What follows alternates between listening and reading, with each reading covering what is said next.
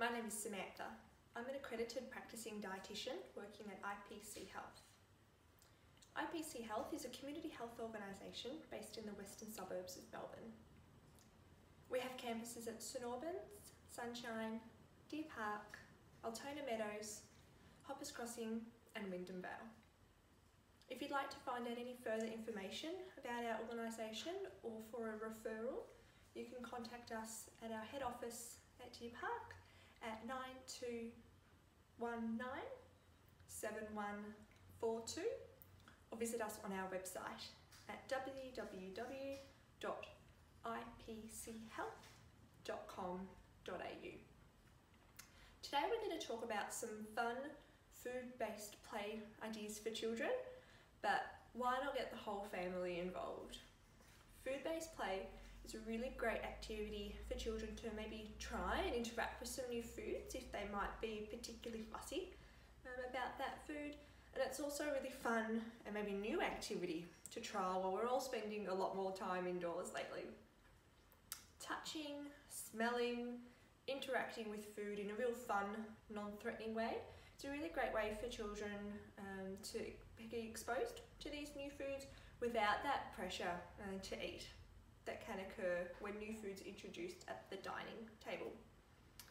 So depending on the age of your child, these are just some fun ideas that you might like to try. So the first one is menu planning, probably more suitable with the older children, but it can be a fun activity instead of being such a chore for mum, dad or the caregiver to sit down together and plan the dinner meals or the lunch meals, whatever it might be for the week. That way children can feel like they've got a little bit of control and they've had some interaction in that activity as well. It might also be another activity could be when children are maybe coming shopping with you for foods, getting them involved as well. So talking about the type of recipes that you could make with the foods that you're purchasing from the shelves, maybe what that food tastes like, what colour it is. These sort of things are really great sort of impromptu learning opportunities. A really fun one that we like to do in our house is some safe, fun and suitable supervised children being involved in the cooking and the food preparation. Could be things like buttering some bread, helping wash the veggies, tossing the salad, maybe cracking some eggs, stirring the muffin mix.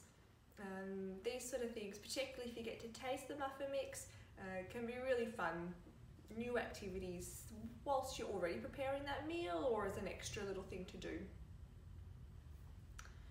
Another thing that's really taken off with these COVID-19 pandemic restrictions, a lot of people are doing a vegetable patch and getting the children involved in sowing the seeds, watering the garden. It's a great activity to talk about where food comes from, where it starts off, the love and care that's needed with those seeds and those seedlings to then finally produce food that we can eat. Another fun activity is making some funny faces on homemade pizzas or cutting out sort of some funny shapes and designs in fruit can be quite fun. Maybe trying a sticker chart can be another fun sort of game to talk about if children are trying new foods. And the reward could be a non-food based reward. So it might be then going to the park. We don't like to use food-based rewards because what could happen then that whatever the reward food is can be held at higher importance or viewed more favourably than the food that we want them to consume. Another activity which is done a lot at activities like baby sensory is things like putting different herbs and spices in different jars. Maybe ones that you can have sort of little holes in the top, like a salt and pepper shaker, for example, and the children can smell those herbs and spices and maybe have a bit of a game who can guess the right ones, and maybe you could even do some food matching with those herbs and spices. Another fun classic that a lot of us have probably done at kindergarten or school at some stage is making jewellery with food. So one idea could be like pasta shells. You could either paint them first and then make them into some nice bracelets as an example. If you'd like any further sort of ideas or information about your child's eating or nutrition, you can speak to your GP or your maternal child health nurse, or you can also ask for a referral for a dietitian at IPC Health. Again, our website is www.ipchealth.com.au. Thank you for listening.